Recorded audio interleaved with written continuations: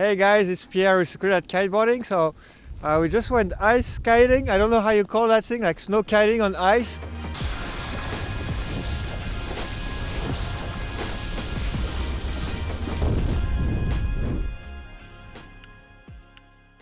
It was pretty fun. I'd say 15 knots on a 4 meter. It was already plenty of power. It was pretty fast. I kind of expected it would go this fast. It would go fast because there's no resistance, but it's actually going really fast. Like you need just a little bit of power and it starts to pull and you keep accelerating. And so yeah, really small kite is enough. Yeah, the wind is a bit up and down. So when the wind is low, the wind is a bit light. It's not enough pull. But when the gust comes in, forget it. it's better. With the ice, there's so much glide, and so yeah, the kite you will use will be much smaller. Snow kiting, usually you use a smaller kite already than on water, because on snow you're already standing, so you don't need all that pull to get you out of the water and glide on the water. But on ice it's even worse. Like today I'm using a 4 meter. If I was on the water, I'd probably use like a 12 or a 15 today. So with the snowboard, the thing is, as soon as you start pushing on your edge and making resistance and hearing that sound against the ice, it means it's no good. You gotta really try to stay on your edge to have as little noise as possible. And the same on snow. On snow, when you push the snow, you're going against, you're putting resistance, and it's not good. You should try to have the smallest trace behind you as possible, so you're really on your edge, and you're going faster when you do that. So on the ice, yeah, I could feel it. Like if I start to pull a bit of resistance, you as soon as you find your edge and you feel like less resistance, you start to accelerate. You can feel the difference. If you would be on skis, you would want to stand up.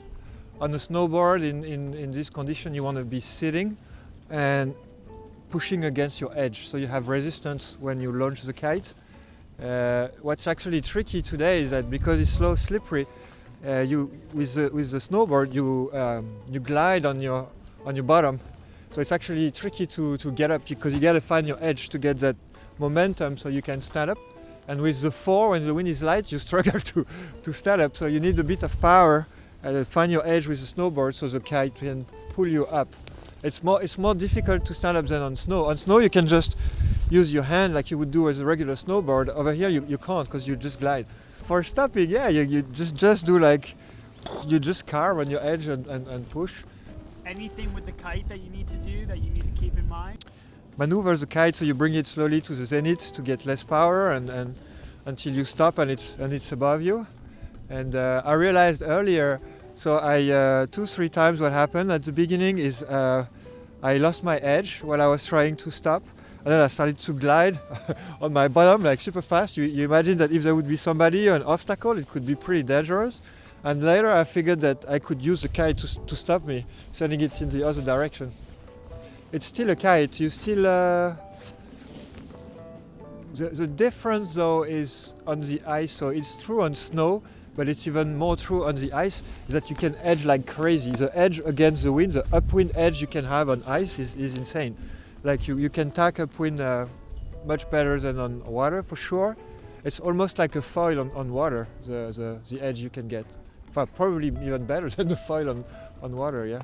How fast do you think you were going? Yesterday I went on snow, I went 37 miles per hour with the 15, and I'm probably a bit slower today.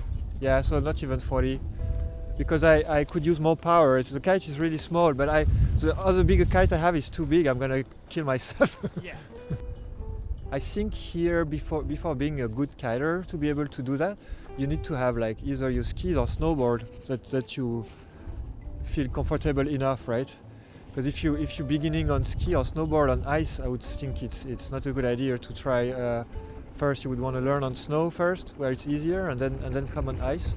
So yeah, so what's really amazing about today is that it's very unique. It never happened. It's one every decade that this bay is freezing, so you can try. So yeah, we were lucky enough so we could get a session in, and it was pretty fun.